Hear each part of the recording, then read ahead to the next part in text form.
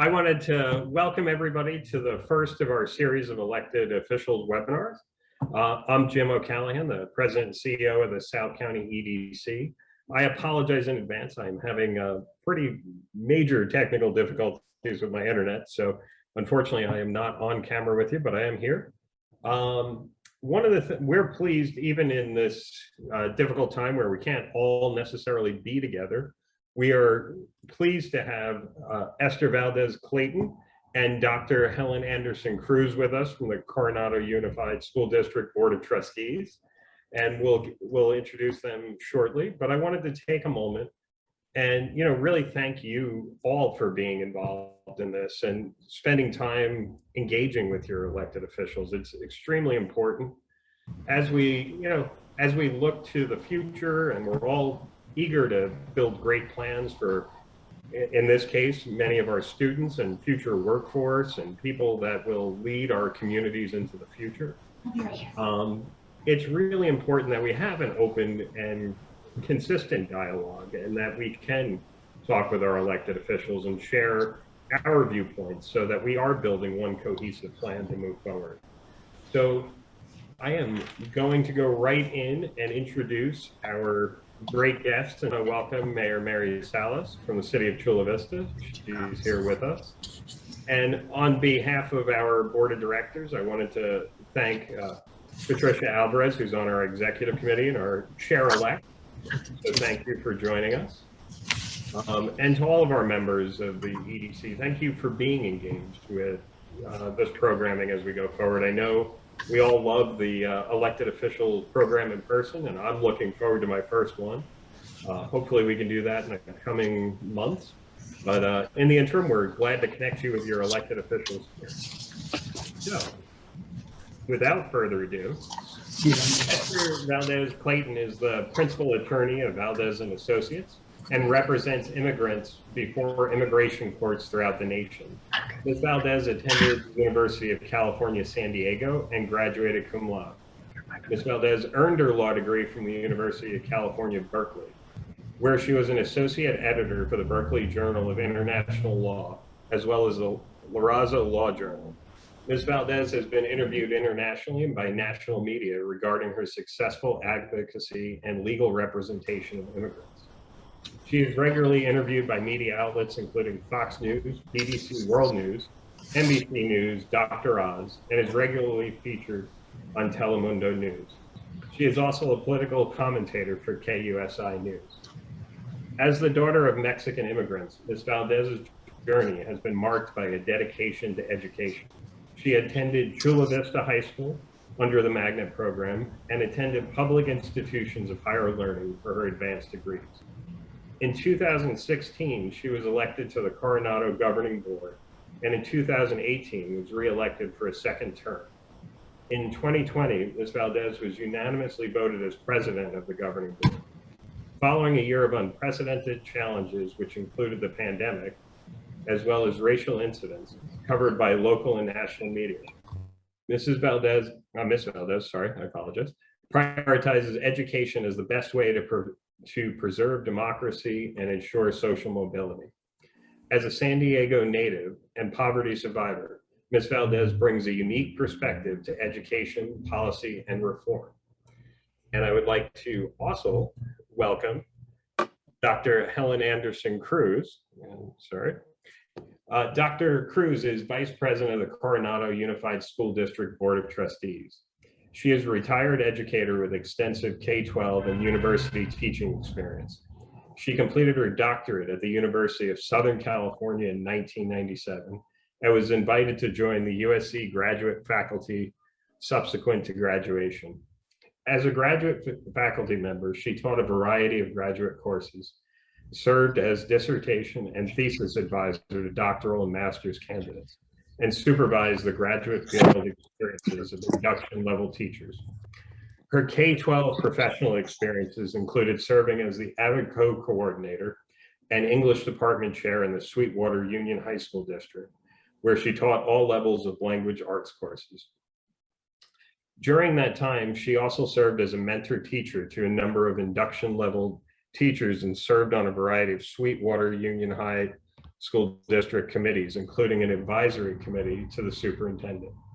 She ended her high school teaching career as Chula Vista High as an English teacher and avid co-coordinator. Dr. Anderson Cruz's community service includes having served as a member of the Blue Ribbon Language Arts Panel for the California Department of Education, as one of the authors of the California Language Arts Standards, and as an accreditation team member for the California Department of Education Commission on Teachers Credentialing. I want to welcome both of you and thank you for your time today, and we can start the presentation. Thank you all so much, and we appreciate being able to present to you what our community is truly about. Since it's such a small group, can anyone raise their hands if they've heard about Coronado Unified School District in the news the last year?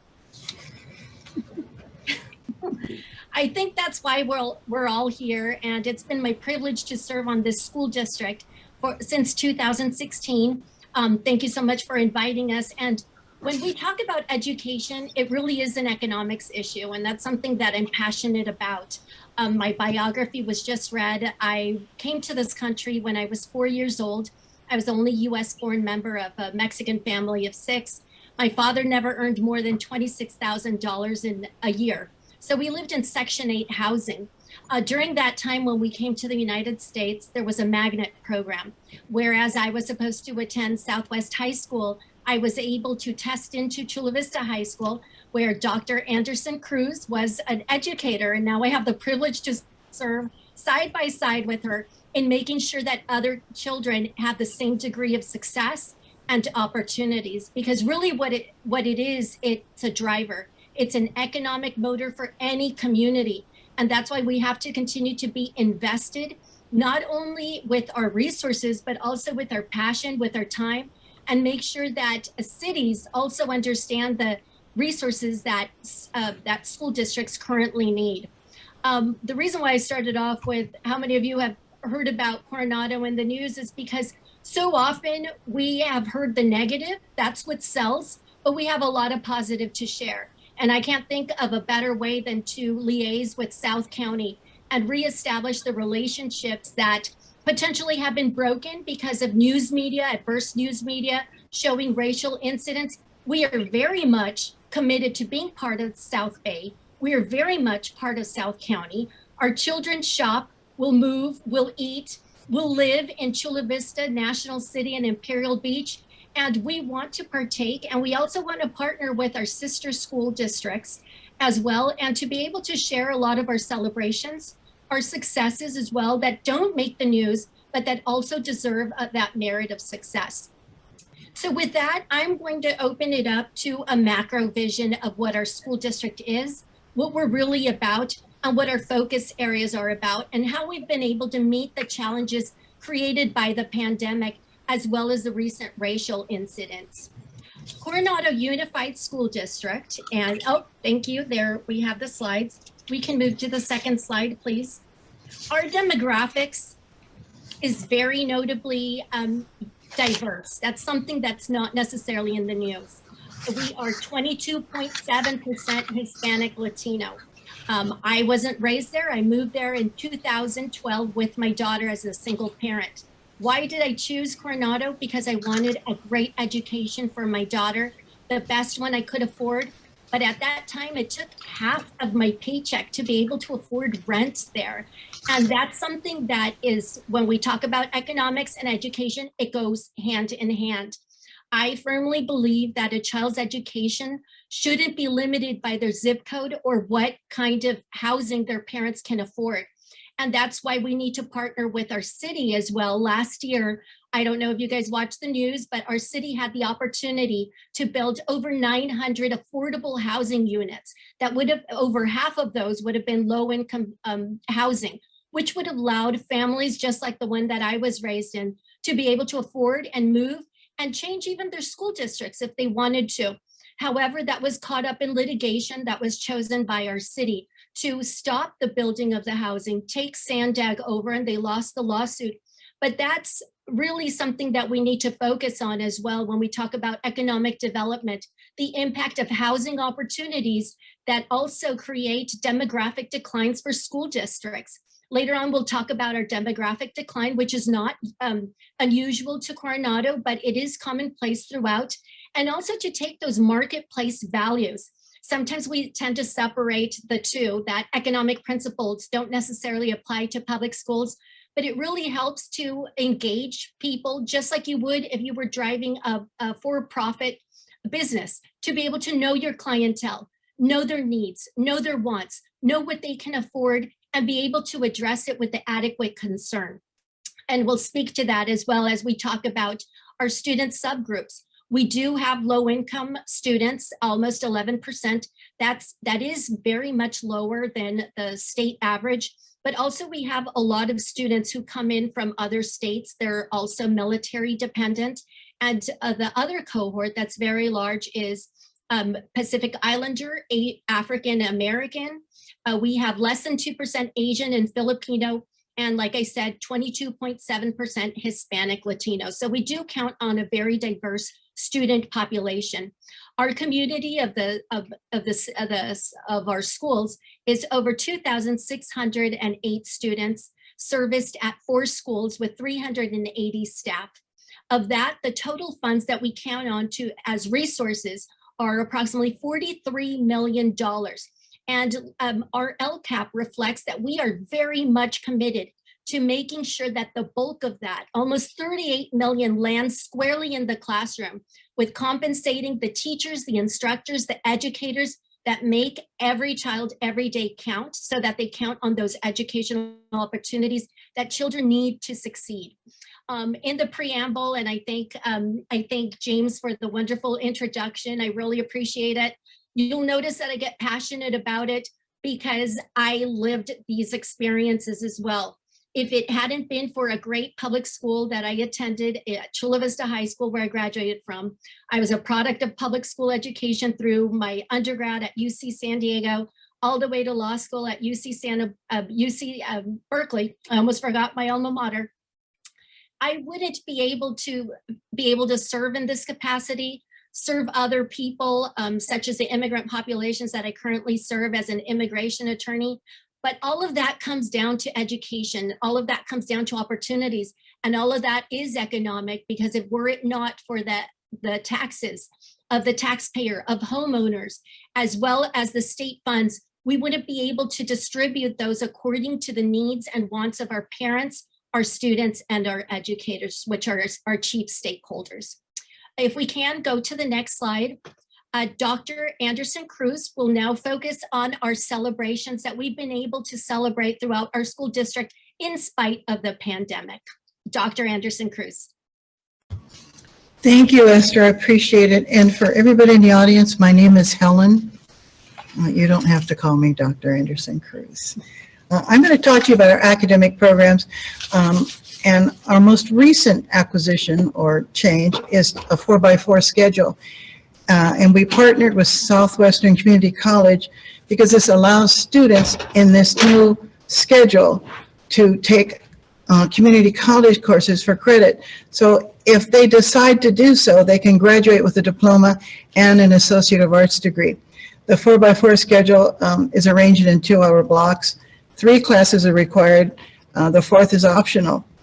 So it allows students some leeway with their schedule. If they decide that they would like to have some remediation or tutoring, they have that study hall period available. If they're an athlete, they have that period available so that they don't miss class time.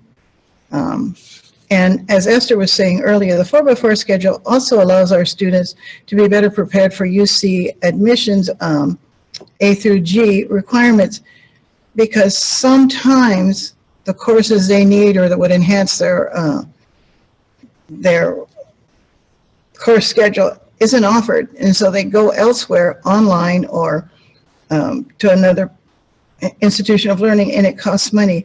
This way, when we offer this program, it's more equitable, so the students could take classes outside of the offerings of Coronado High School at no additional cost to their parents. I know that there's a rumor that everybody in Coronado was rich. This is not true. I mean, look, you have a lawyer and a teacher here. Yay. Academic achievement. Our teachers use both summative and formative assessment to track the progress of our students. This year in English language arts, the focus is reading, writing, listening actively, research and inquiry, so that they can focus on effective discourse. The focus in math, which is aligned K through 12 with Fidelity using the Bridges Math Program, focus on concepts and procedures, problem solving, data analysis, and communicating reasoning. Because of COVID, not surprisingly, there's been some regression, but overall, the trajectory of our academics is going in the right direction. And we are focusing on closing the achievement gap for our students. We have budget stability thanks to the creative financing from our superintendent and our deputy superintendent. We leased land that the district owns, and after paying a was it $12 million loan so that we could bridge the gap to basic aid, we got a $12 million loan for 20 years at 2.7%. Our leasing brings in $872,000 with a profit of $92,000 that we can use to focus on programs for our students. We have numerous partnerships in our community. We have an organization called the Coronado Schools Foundation, which funds our STEM and robotics lab and team competitions, and they're excellent neighbors who provide us with extra funding needed for our coursework. We have partnership with the Navy, Military, Family, and Life Counseling. We have partnership with the Coronado Safe Harbor, which offers seminars and coffee table talks to the parents and community, which focuses on family and family issues. We also have a partnership with the Coronado Library, and they offer summer enrichment for children, also fun activities, and they are sure to stock books that are interesting for our children and are on our book list at our various schools. And then there's Rotary and Rotaract and Optimus, who support our CUSD students through a variety of activities and provide some scholarships. We have a strong governance team, a great administrative cabinet, and most of all, excellent, dedicated teachers who support our children. And they are in turn supported by our classified employees, without whom we cannot do our jobs. In terms of our COVID response, we were able to test 800 staff and students on the first day of the 2022 semester. We also were the first school to open and stay open in the 2021-22 year. We offered virtual learning for parents who were a little nervous about returning their children to school. So we had a hybrid schedule which addressed the needs of our students. We also have a fabulous COVID response team, which is headed up by our district nurse and other medical professionals. And we have on-site testing for teachers and for returning students so that they can get their test results within the hour. And our district arranged through our partnership with Sharp Hospital to offer vaccines for our staff and teachers. And they set up appointments for us, largely due to the leadership of our superintendent, who worked very hard to get that arranged so that our teachers could go back to school vaccinated and feel better about the COVID situation. Additionally, our superintendent offered our faculty Care Salas, which is a service at no additional cost to our students, staff, and families.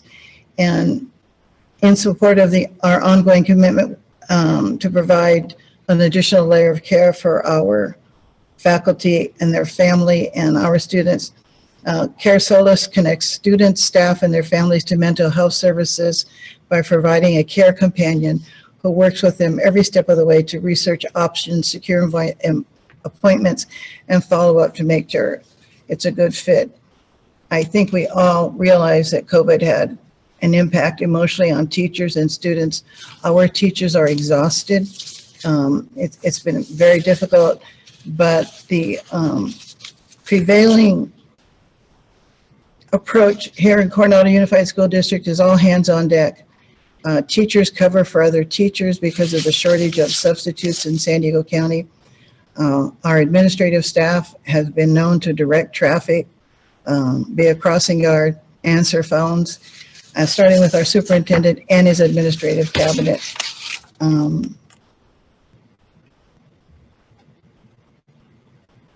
We have 178 certificated employees, 13 administrators, and 340 total employees in the Coronado district. And we value them, we appreciate them, and we celebrate them for their dedication to our students. They are experts, the teachers are experts in their field.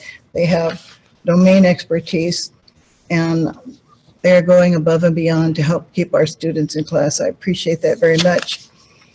And in closing, I would like to say to you, if you'd like to come visit us, we'd love to have you.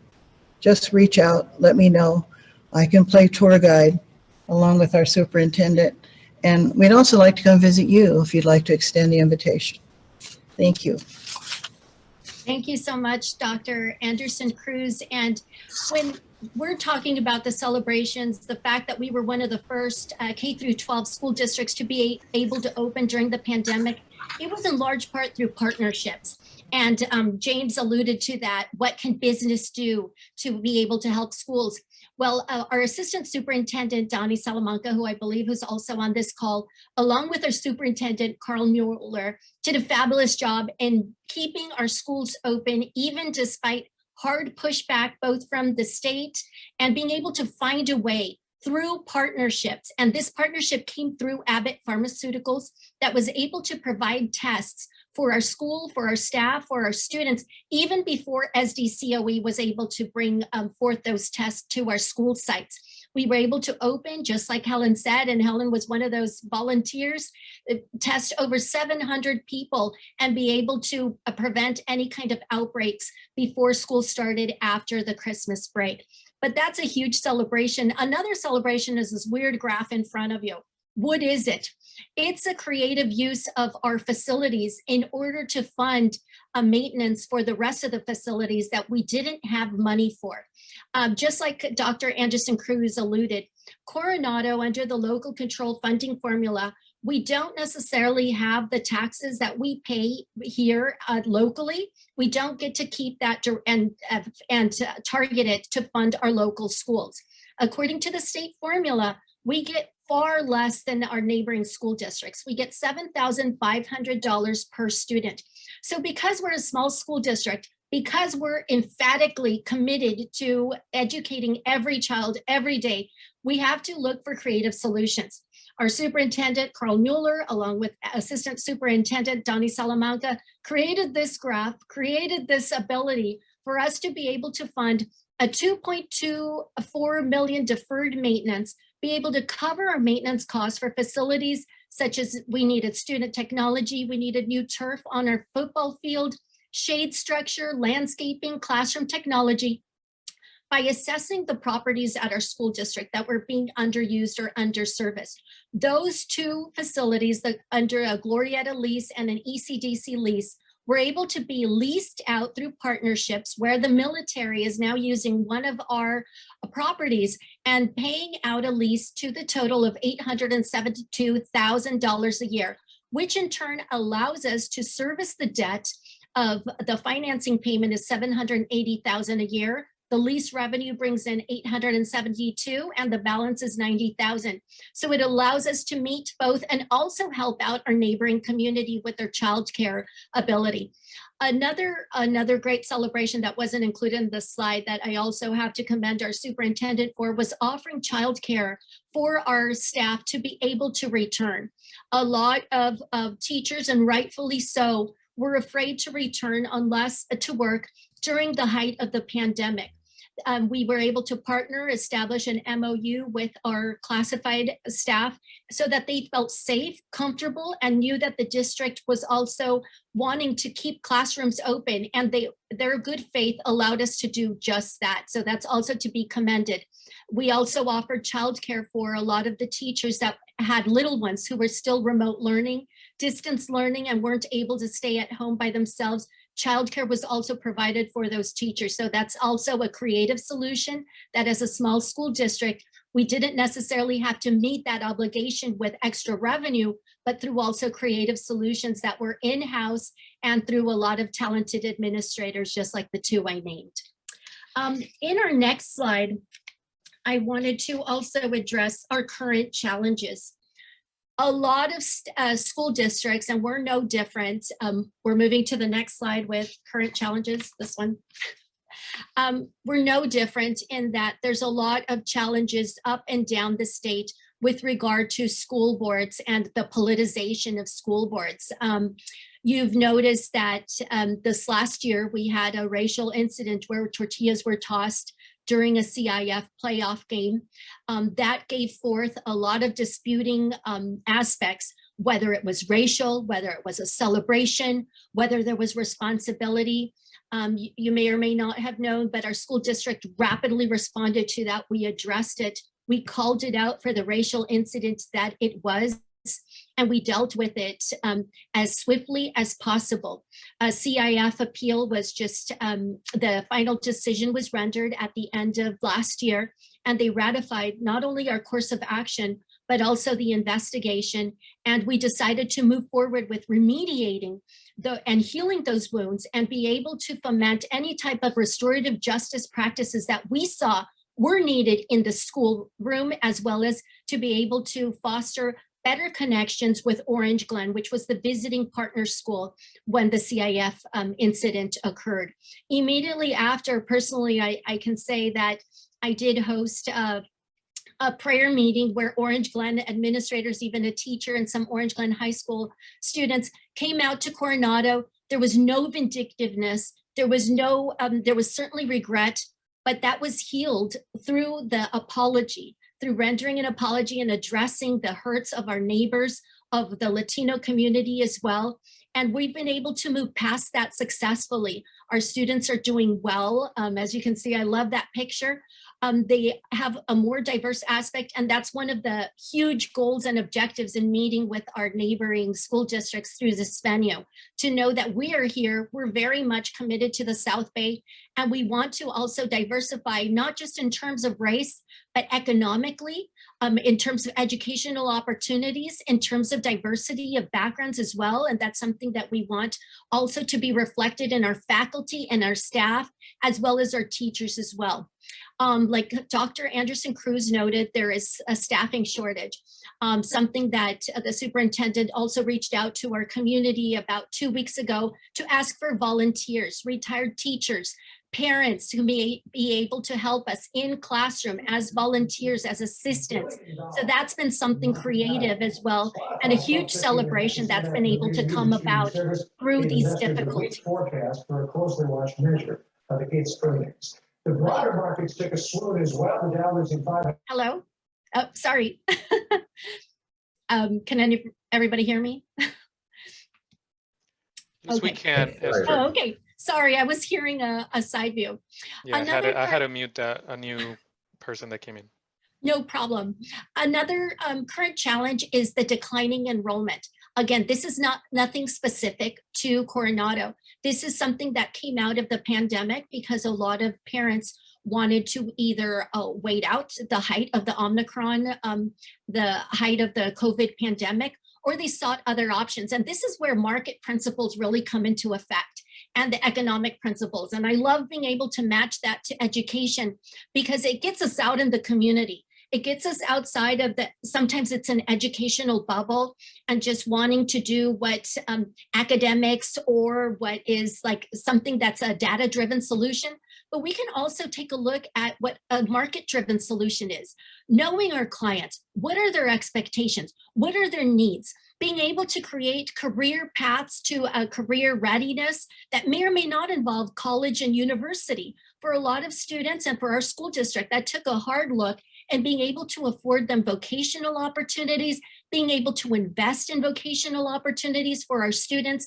And one of the things we're most proud of is our partnership with Southwestern College, where they can take courses also in Southwestern College for accreditation here at our school district. So that's something very creative. That's something very positive that allows us to reach out to our neighboring community and also to be able to prepare our students for the outside world.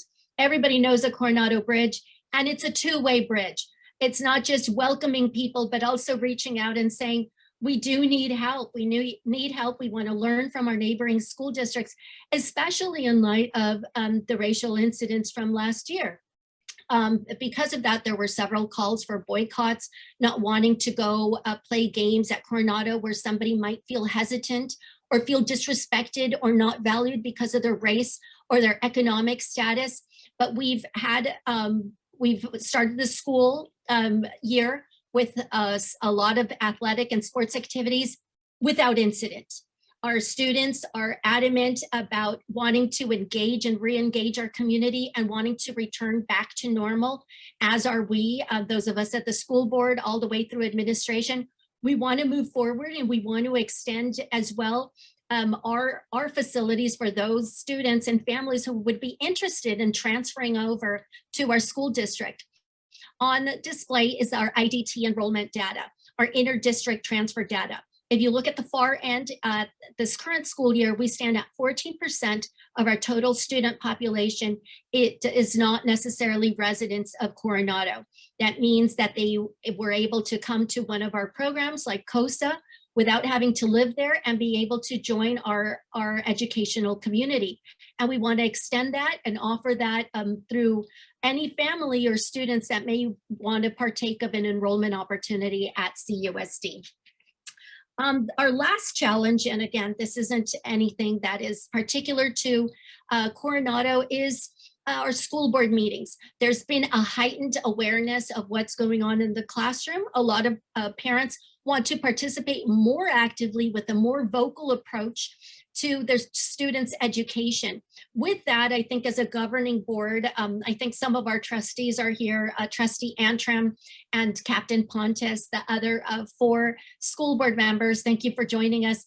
We've done a great job in staying committed and focused to what school boards actually do, which is to serve direction, do policy that's consistent with our values, consistent with putting education first and making sure that the district has those resources necessary to be able to implement the educational changes that we want to prepare our students for the world ahead. So with that, I will open it up to the moderator for any other questions, or if Dr. Anderson Cruz wants to add anything else, we're welcome to answer any questions you may have. Thank you. I want to thank both of you for a great presentation, and we do have some moderated questions, and then we will open it up to the participants to also ask some questions. So before we get going with audience questions, you touched on collaborating with local school districts surrounding your district there.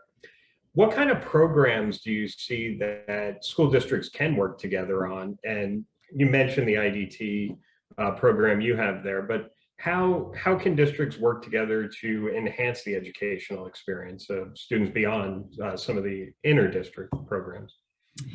Prior to the pandemic, and I'll let Dr. Anderson Cruz also respond to this, prior to the pandemic, I was part of the SELPA collaborating team.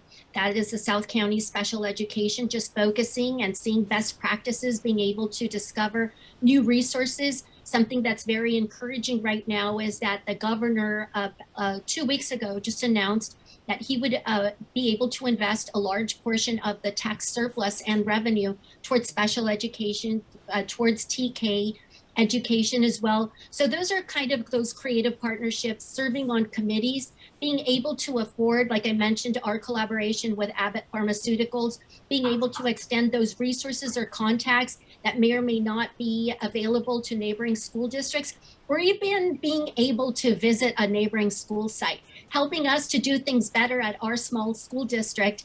We would welcome the opportunity to be able to visit Sweetwater, of which I'm an alumna, be able to visit Chula Vista Elementary School, and be able to partner with our teachers as well. And overall, it serves the larger purpose of diversity.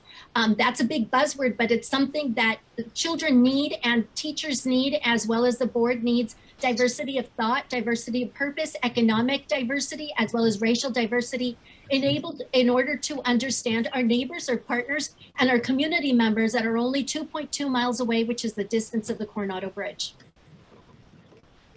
And I'd like to add that our sixth graders from our middle school get together with other sixth graders, and they have a model UN, and we would welcome students from other districts to come and join us. That's great. I know I personally loved the Model UN when I was in school, and definitely got to know some of my surrounding schools pretty well through that program, and the debate team as well. So I guess I have a history of being contentious. Anyway.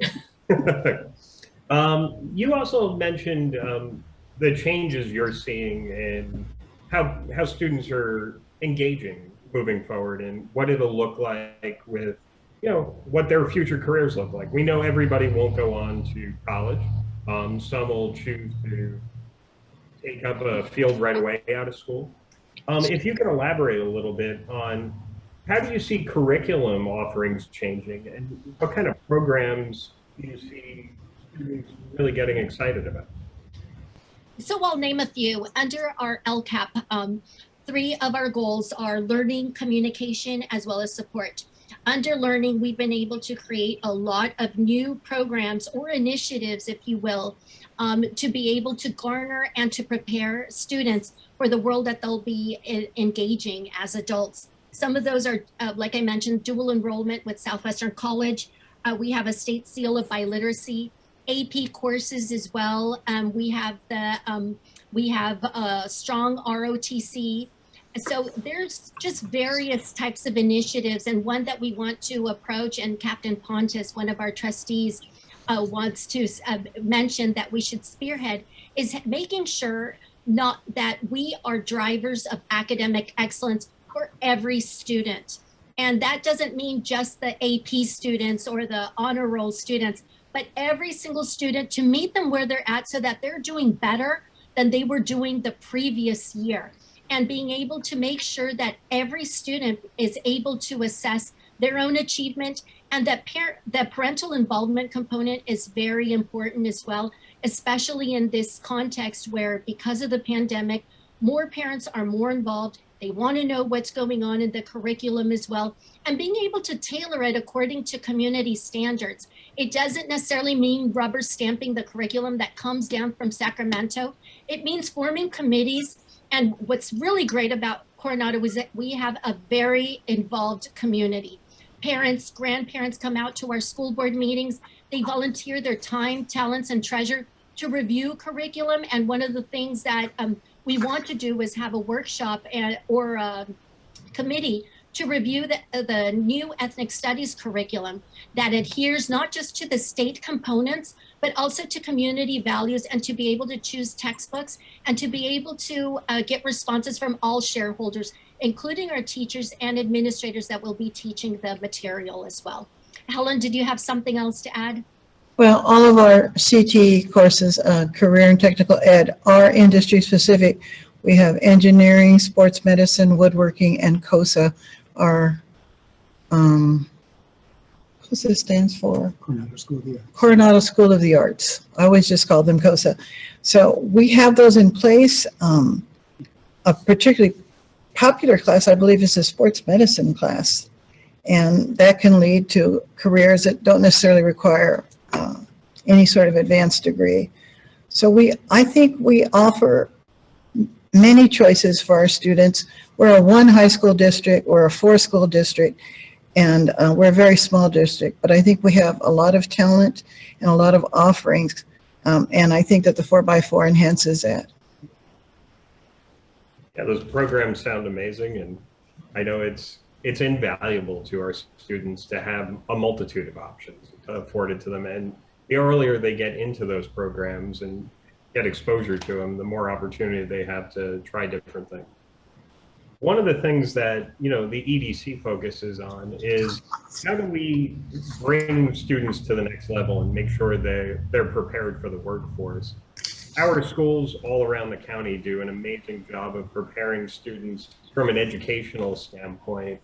How can we as a business community partner to enhance and supplement the education that you see going on in the schools every day to make sure that students are workforce ready when they're ending their school careers? The only way I can answer that, apart from board member, is I can give you a personal story of how business helped me. I was a recipient of numerous scholarships from the business community that allowed me to be able to go on to UCSD. If it hadn't been for local businesses in Chula Vista, and I mean, you don't even have to create a large scholarship. It could be $500 from the Rotary Club, the Optimist Club, being able to share some of the revenue from your business to be able to create scholarships for students that may or may not have those resources available to attend college. That's invaluable. That really changed my life. Apart from that, internships as well, going to your local school and saying, hey, we would like to partner with you to train up students in a vocational manner or in an industry that requires a university degree or a law degree, and being able to have those internships as well. And why not have paid internships? For a lot of low income students, they are deprived from internships because they have to work. And believe it or not, in Coronado, we do have students that are mixed status, meaning that some members of their household are undocumented, and that stops them from being able to do that because they themselves, as high school students, they are the breadwinners at 16, 17, or 18. So a business could go in and say, look, we have a paid internship that serves 2 purposes. The student can then take money home and not have to forgo from that time and be able to do their homework and be able to learn a real world skill. So those 2 components changed my life. I'm forever grateful to the businesses that helped me buy a computer, helped me pay for my college admissions payments that my family could not afford. But they may seem small, but they do change people's lives. Dr. Anderson Cruz? Well, the other thing that comes to mind is establishing a speakers bureau so that different people from different professions can come in and speak to the students and share their experiences, what they do, and seek whether or not students are interested in that career. I'm thinking offhand, if anybody's a journalist, they could come to English classes. If you're a mechanic, you can come to our auto class or an engineering class. But when I was a teacher, we had a speakers bureau that we could go to, and I think that would be very helpful. Absolutely. And I know it's funny. We're going to open it up to audience participation in a moment, so please put your hands up when you have a question. But I know for me, I've done a number of speeches in classrooms, and everybody's like, how did you wind up running a nonprofit organization? And it was never something I planned in my life, but it has been an amazing experience. And I'm so glad to be able to share the path I took here, and maybe it inspires somebody else to get there. So we will definitely help facilitate that in any way we can. I have Director Lopez has a question. Hey, good afternoon. Great presentation. One of the questions, or whenever you hear about Coronado, you kind of connected with the military, you know, the Navy SEALs, the Naval and Amphibious Base there in Coronado, and I know there's military housing there. What is the percentage, and what's the involvement with the military students? Close to a little over 30% of our student population is military connected. So many of those students come from military families. Along with that, there is special funding through the federal government for those families that have had to move because of a deployment to Coronado. They've had to move, so they have additional support systems for their students. As you can imagine, any student when they're small, having to move school districts when you're K through 12, it's very traumatic. So there's also multi-tiered systems of support that address the social emotional components of those students to be able to foment and to be able to triage a lot of the academic hardships that they may encounter. Along with that, there's also counseling that we offer. But something that's really invaluable is that in elementary, one of our elementary schools like Village Elementary, there's even counselors that address those specific issues that children of the men and women who serve our country address. And I really take that to heart every time I sit at the days, because I remember that some children, just like my own daughter, she was raised without her father. Some of those children, because their parents are out defending the rest of us, we have a higher duty, a higher calling to educate their children while they're defending the rest of us. So it's something we absolutely take to heart. Doctor, did you have something to add? I was one of those children. My father was career Navy. I remember fishing off of the pier at NAS as a 7-year-old. And I agree with you. Military plays a big role in our community. We have a Department of Defense grant, a DODEA grant for $2.4 million for world language. And the reason we qualified to even apply for the grant was because of our high percentage of military personnel and their families here in Coronado. And they contribute a great deal to our community, and not just funding, but because of their presence and because of their children who travel in not the most convenient times. I think a lot of them are very adaptable. You have to be. I went to 5 kindergartens. And I think that the MFLAC, the military counseling person that we have at each school, is very helpful in having the kids adapt to our schools. But yes, you are correct. We have a big military presence, and they are an asset to our community. We're grateful to have them here. I can't imagine having gone to 5 different schools at such a young age. That's incredible, and really sets you up well to adjust to almost any situation. Well, I think when you're 5, it doesn't really matter. The only reason I know that there were that many is because I have that many school pictures. That's amazing. We did have a question come in through the chat. And first of all, Elizabeth Fitzsimmons sends her kudos and loves these innovative programs. But she also wanted to ask, how do we keep these amazing students that we have graduating from these schools here in San Diego? And I know that's something we work diligently towards, but I'd love to hear from both of you about that as well. Oh, that's very interesting. And we've never had that question. Usually when we talk about retention is keeping our amazing teachers. How do we keep them not just in the public sector, now that the private sector is taking our talented teachers, is seeing the wealth that they added to private industry, but also our students. I chose to stay in San Diego because I loved that it was binational, bicultural. It was close to the border. It had an international flair.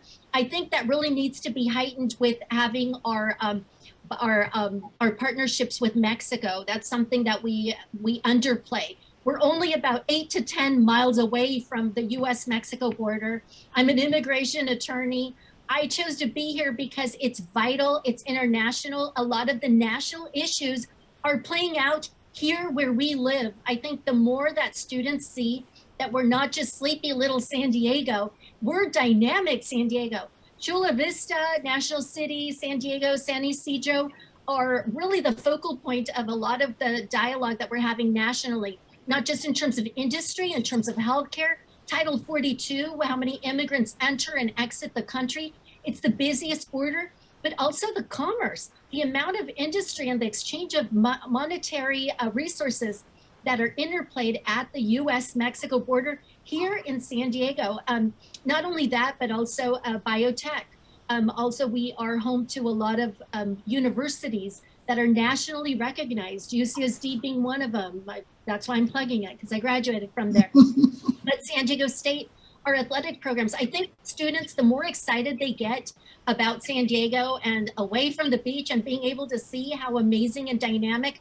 We live in a city that is almost 40% Latino, and we thrive off of being bicultural, bilingual, having some of the most amazing food ever.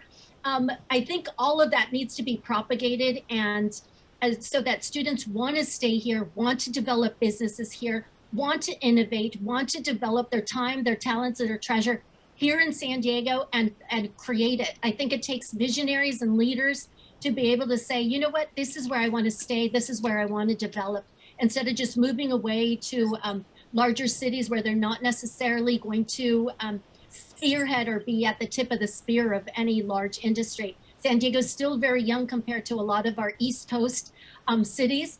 I mean, it's still the Wild West in many ways, and I'm excited to be part of it.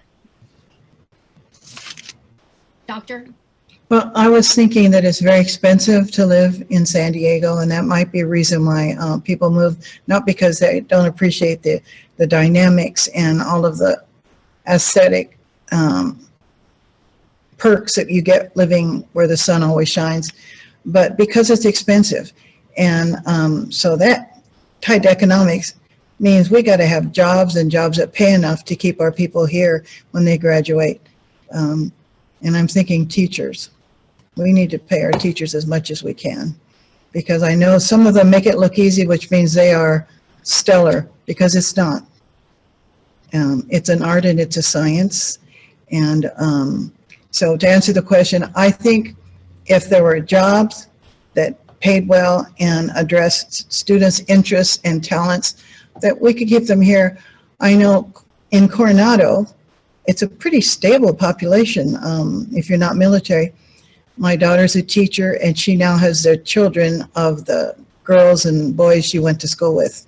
They come back, they stay, and I think that's a great thing. And in San Diego also, if they can afford to stay, I think they do. There's a lot here. So we need, so business, raise your salaries.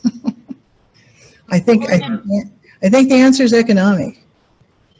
Yes, and going back to what I mentioned at the preface of our speech, it comes back to housing. Like I said, Coronado missed a great opportunity to be able to build over 900 housing units. Half of those would have been low income. I'm looking forward to those houses being built to bring in families, bring in jobs, bring in children, being able to deflect and stop our the low enrollment as well. Children are proven to be economic drivers wherever there's large quantities and large populations of children. So I welcome that, and those are the partnerships that we really need with private industry as well as our local city government to be able to say, we need cities. We need better housing for better schools as well. We want those families, we welcome them, and we have to be family friendly. We can't just say it, we have to implement it with real-time policies that help those of us. For example, Coronado has we have a huge tourism industry. A lot of our workers can't afford to live there. They have to drop off their children in one place and then go to work in another place. How much more easier if we had affordable housing where they live, where their students, where their children could also study as well. So, you know, it's those partnerships that create those best solutions to serve all of us. I think we can all agree that housing, especially over the last 2 years, has definitely risen quite a bit. And, you know, as an organization, we advocate strongly to make sure that we have a housing complement for our workforce, and we will continue to do that. And we'll work with the district as well on that. One final question before we wrap up here. You touched on the binational nature of our community, and, you know, obviously it plays a huge role for many of our businesses here and everybody every day. Are there opportunities within the school district right now for student, or in the future plans, for students to have that cross-border interaction and, you know, work together with the school district across the board? That's a tough question. I am a practicing attorney. I can think of 1,000 liability issues that would engage if students were to go have like a cross-border exchange. But something that we're very proud of in Coronado is that we have a memorandum of understanding with children whose parents are employed in the U.S. consulate, and they are transported over to our schools in our school district for education, for safety. So again, the responsibility is on us to create those educational opportunities as well as the safety for the children of the men and women that serve us in the U.S. consulates as well. So that, I believe your question is more geared to day-to-day interactions. This is exactly what we're reaching out to the rest of our community members and the elected leaders here. We want to create those opportunities. We want to create those relationships with our neighboring school districts, our neighboring cities. So we're open, we're ready. Like I said, we're both available for any kind of tours, any kind of questions. Please reach out to us because we also want to explore those opportunities that may come in the future through your contacts, through other school districts, and through other cities. And the Model UN would be a great opportunity for that. I also think it's helpful when students have a student exchange. You go to their school and attend their classes for a day, and they come here and attend your classes. And then you'll have a gathering at the end where you exchange ideas over dinner or some sort of social event. I would like to see more of that happen because when I taught in the Sweetwater District, many of my students voiced that they would feel uncomfortable coming over here. And I would like to dispel that. You're welcome. Come see us. We'd love to show you around our schools. I'd like to go back. Can I go back and visit Sweetwater, please? Well, we will definitely engage in any way we can to help facilitate that. And I take you up on your invitation. I will gladly come and either speak to a class, tour a school. I just love to get involved with education. It's in my background. And I play such an important and vital role in the future of our workforce. So I will reach out to both of you and schedule some time with each of you. But I wanted to give you a moment before we wrapped up. If there's anything further you would like to share, I guess we can start. I'm going to call you Helen because you said so. We could start with Helen.